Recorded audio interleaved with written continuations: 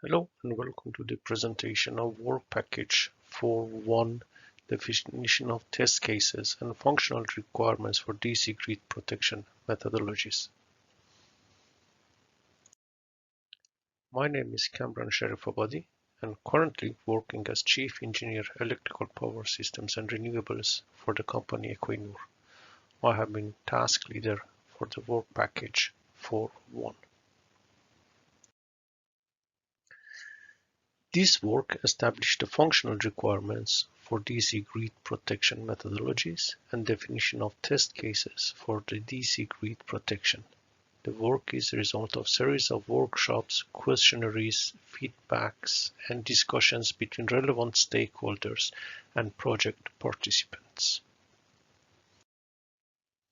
The functional requirements and the DC grid classifications are based on AC and DC system constraints.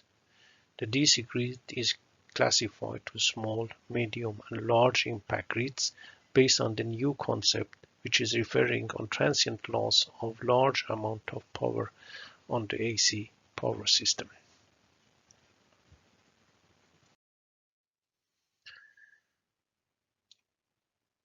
Examples of the test grid configuration.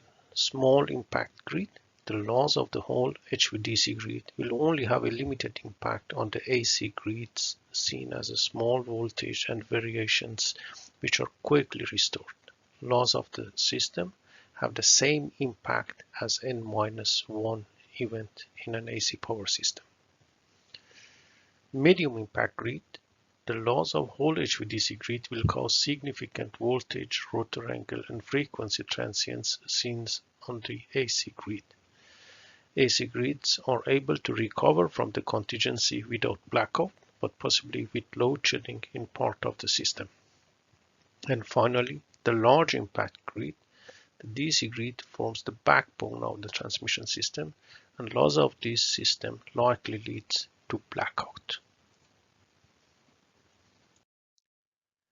DC grid protection philosophies are divided to three categories: fully selective, non-selective, and partially selective fault clearing. In general, in a fully selective DC grid protection philosophy, protection zones are defined to individually protect each DC line and buses. In a non-selective, this protection considers the HVDC grid as one protection zone for fault clearing. So in the case of fault, the entire HVDC grid is de-energized from the moment of the fault detection.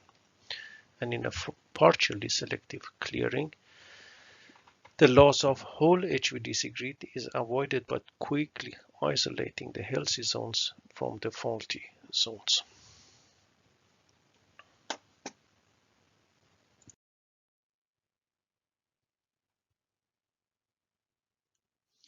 Based on the results from the work package survey, DC grid fault types, possibility of occurrence, consequences of the fault, and classifications of the faults have been developed.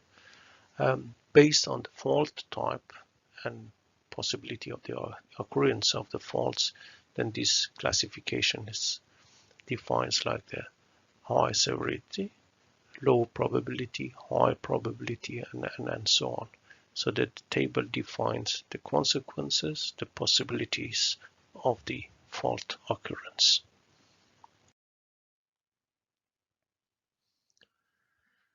And finally, a risk-based approach for protection of the DC grid has been proposed.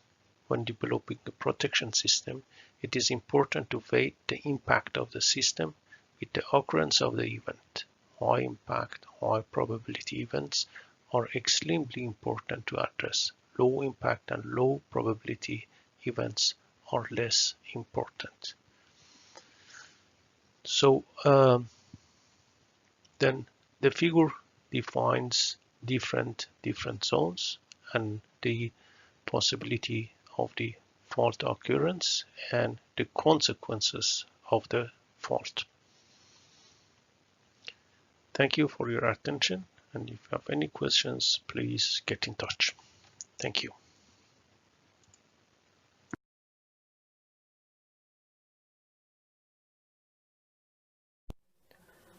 This presentation describes the work done in Task 4.2 within Work Package 4 of the Promotion project. It discusses fault clearing strategies and protection algorithms for HVDC grid protection. My name is Willem Leterme. I am a research expert at KU Leuven in Belgium, where I also obtained the degree of PhD in electrical engineering.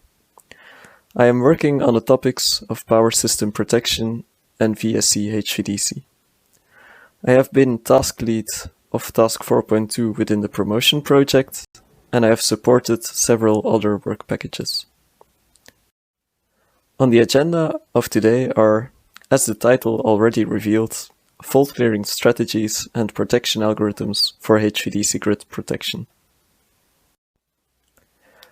In HVDC grids, there are several choices for fault current interrupting equipment. Examples are AC circuit breakers, DC circuit breakers, or fault blocking converters. Furthermore, there are many choices to locate these equipment in the HVDC grid, leading that there exists a large number of options to protect the HVDC grid. In this work package, we have chosen to group these according to three main philosophies, as done in Seagrey brochure 739. The first philosophy is a non-selective fault clearing, where the entire HVDC system is de-energized for a certain period before the faulted line is isolated and the grid is restored. The second option is the one where DC circuit breakers are placed at the end of each transmission line, leading to a fully selective protection.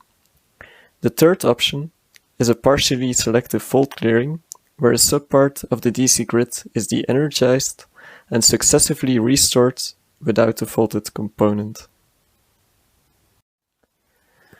In the Promotion project, Task 4.2 is a direct follow-up of Task 4.1, and in Task 4.2, fault clearing strategies are compared based on AC and DC system impact and on a first estimate of the investment cost. A fault clearing strategy is defined as the implementation of a protection philosophy using certain technology for fault clearing.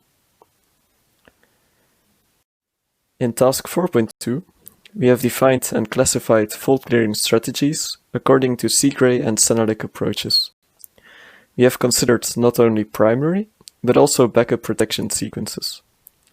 The risk of a certain protection strategy, that is the probability that a certain fault clearing strategy leads to an outage of a certain time, has been assessed.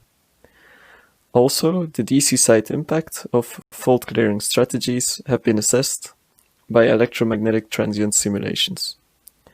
Finally, an overview of protection algorithms is given.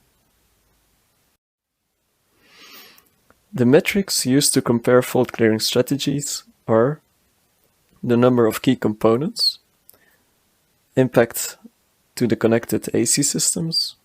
For this, not only the permanent loss of power transfer was considered, but also a temporary loss. We also had to consider the relative sizes of the AC and the DC system. For example, if we take the same AC system, if we have a small-scale DC system, the impact of de-energizing it completely will be completely different than for a large-scale DC system. Then the risk has, as said, been analyzed, not only for primary but also for backup protection, and a qualitative assessment of extensibility for future grid connections has been made. As a result, 12 fault clearing strategies based on different technology options were compared.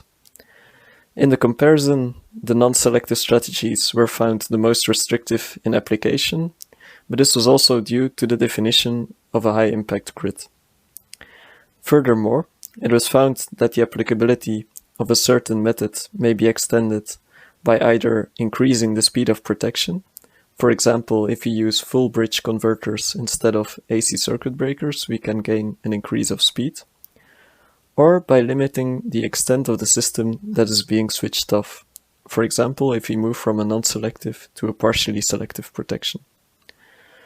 Finally, it was noted that each strategy has particular pros and cons. For example, in a selectively protected HVDC grid, dimensioning of breakers is not an easy task, especially when considering grid extensions.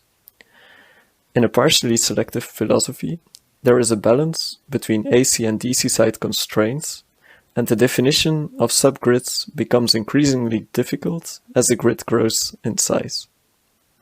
More conclusions and simulation examples can be found in the deliverable itself. Besides fault clearing strategies, deliverable 4.2 provides an extensive list of protection algorithms as proposed in the recent literature. For primary protection, several approaches exist.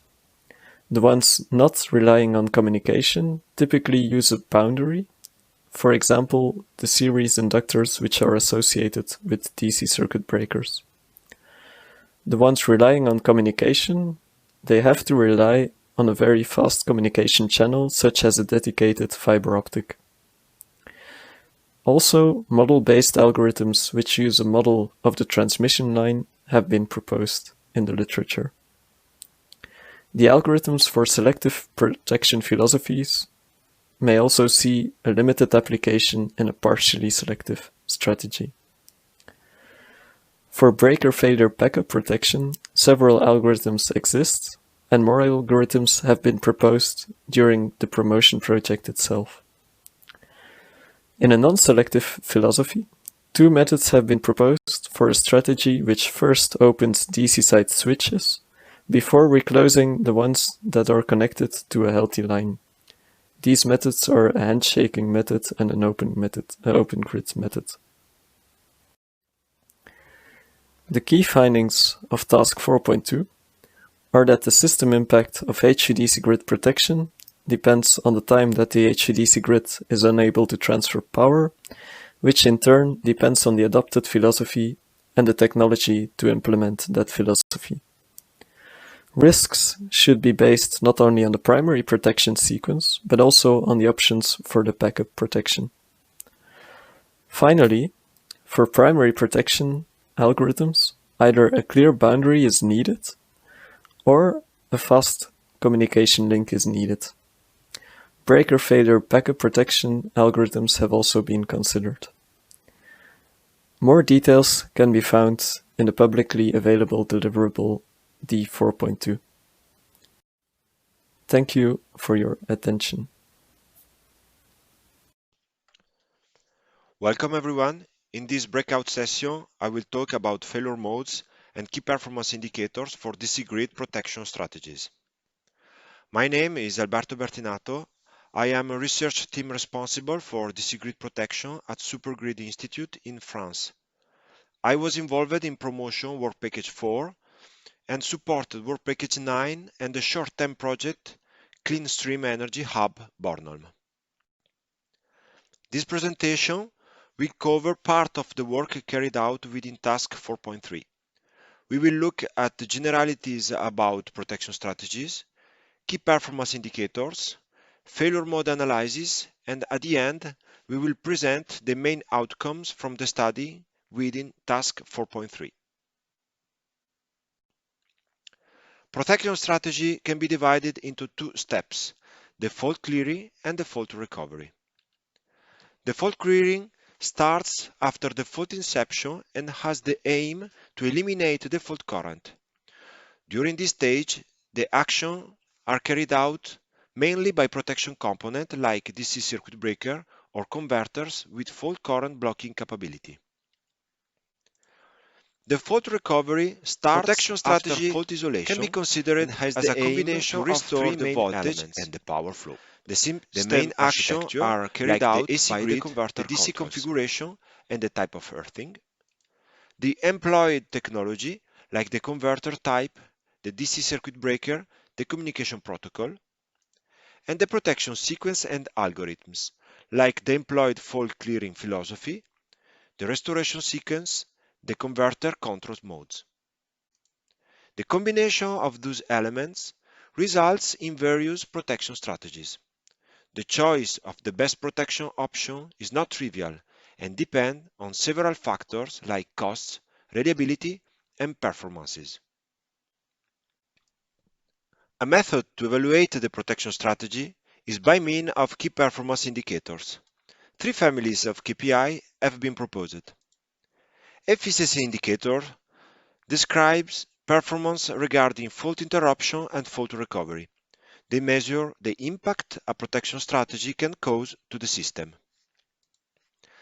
As an example, the fault interruption time measures the speed of fault core elimination from fault inception up to fault current zero crossing, while the voltage restoration time measures the time from the fault occurrence up to the time for which the voltage remains between 10% of the rated voltage. It is important to say that DC protection strategy need to be compliant with constraints coming from the AC side. In particular, fault interruption and reactive power restoration time are related to AC voltage stability, while active power and voltage restoration time, as well as power imbalance, can be related to AC transient and frequency stabilities. During the protection sequence, some action may fail, and therefore the protection could not fulfill the expected performances. Failures key performance indicators have been defined to measure the reliability of the protection strategy, like the primary sequence failure probability and the protection strategy failure probability. Economic indicators can help to find the optimum from a techno-economic point of view. They include investment and operating costs of protection components like cost of the breakers, cost of the energy non supplied, and cost of the losses. As already mentioned, it is important for the protection strategy to respect the requirement coming from the AC side. It has been defined two system drives related to frequency and transient stabilities. The critical time to return to operation is defined as the maximum time during which the DC power can be interrupted without the system reaching a threshold for frequency limits or for losing synchronism. For frequency stability, we can consider a DC grid connected to an asynchronous grid. The following diagram shows that for a system inertia of around 4 seconds, a transmitted power from the AC side to the DC grid of 10 GW could be interrupted for around 600 milliseconds without losing frequency stability. For transient stability, we can consider a DC grid embedded on a synchronous AC grid. The diagram also shows that for an equivalent system inertia of 4 seconds, 10 GW of power transmitted between the two AC areas through the DC grid could be interrupted for around 300 milliseconds without losing synchronism between the two areas. Those diagrams can help to define maximum allowed temporary power stop or temporary power disturbances during the fault recovery of the protection strategy depending on the AC side stability limits. The design of a protection strategy needs to take into account backups for the possible failure of protection components. To identify those possible failure modes and their impact on the protection sequence, the failure mode effect analysis method has been chosen. During dedicated workshops between partners, we have, for each protection strategy, identified the different failure mode for sequence and components. We have analyzed the impact the failure mode could have on the protection strategy, its severity and likelihood, and we have identified the possible backup solutions. As a conclusion, this slide will present the main outcomes of the work carried out during task 4.3. Performance and failure key performance indicator have been proposed for the evaluation of protection strategies. Key performance indicators have also been proposed for the evaluation of protection algorithms. We have studied different rebalancing methods for monopole transit over voltage management. We have analyzed the impact of a DC fault on AC transient and frequency stabilities. we have proposed a failure mode analysis for the improvement of protection strategy design.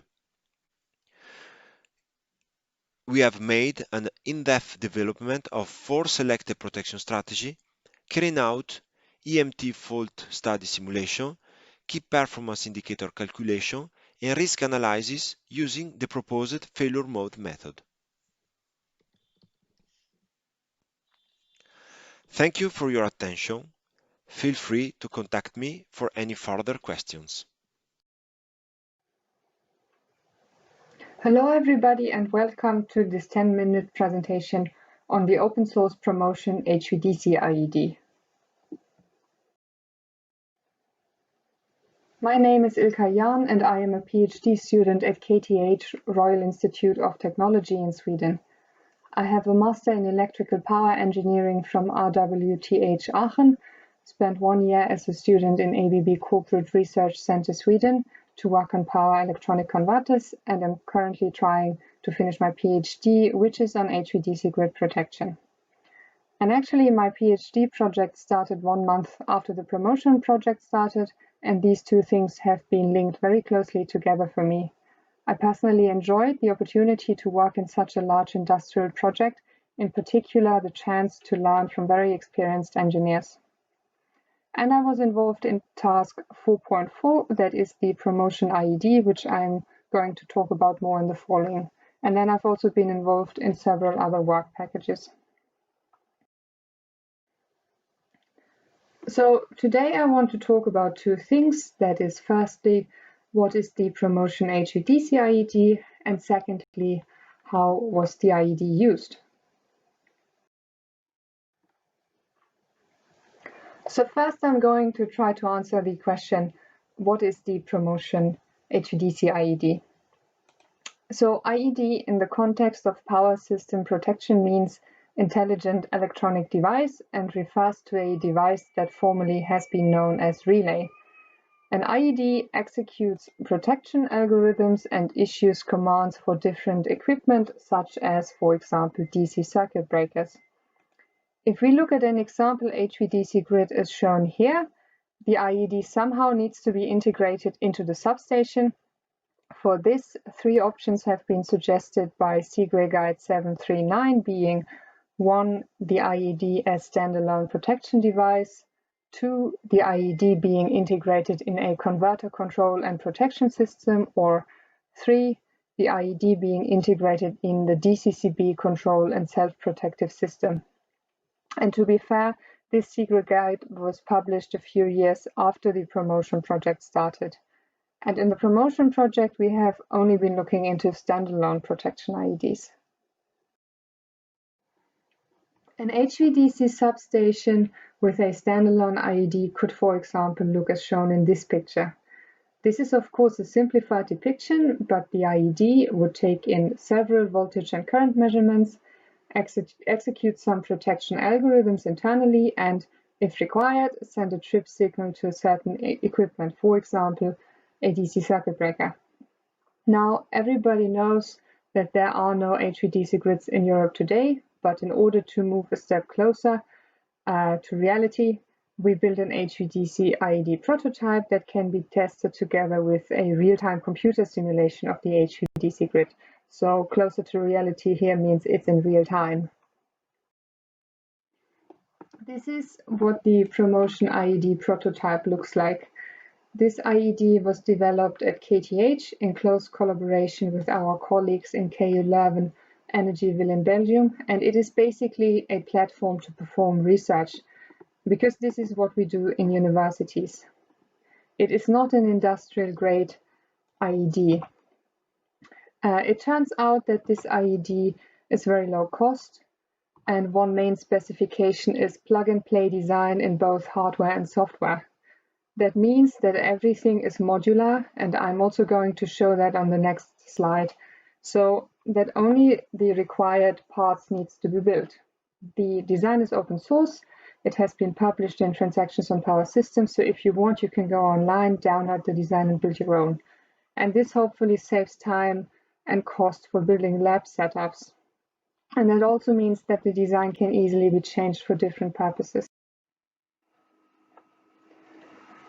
Here you can see what I mean by modular. This is a picture of the IED hardware, and you can see that we have used a standard and established mainboard, the Z board, and have only added custom and flexible I/O cards to interface with the real-time simulator, which leads to the second question of this presentation.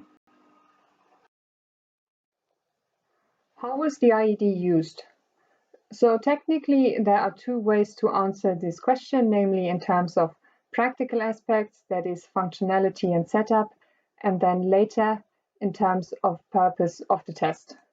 But firstly, from a viewpoint in terms of functionality and setup, it looks like this.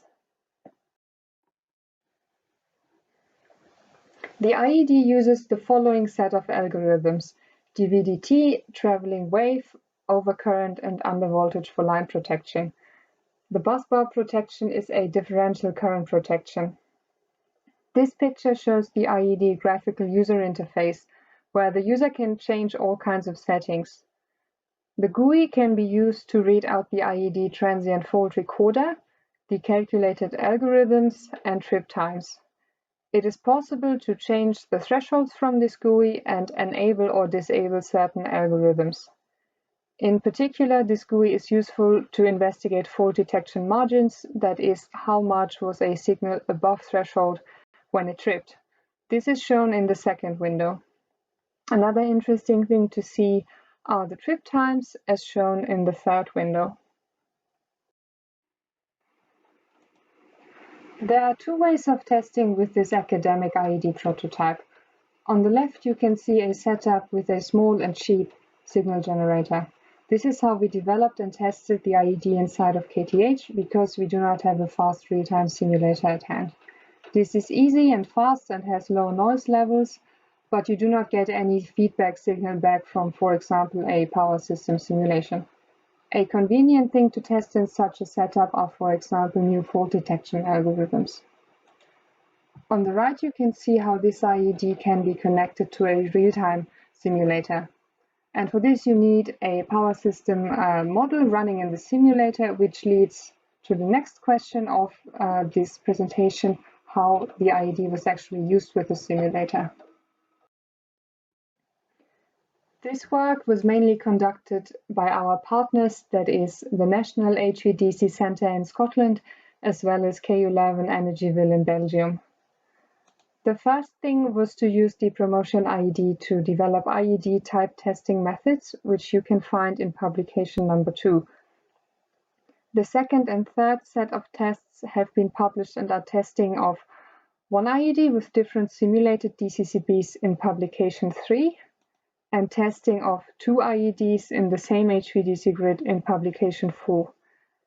I just want to mention quickly that more tests have been ongoing during spring 2020, which have not been published yet.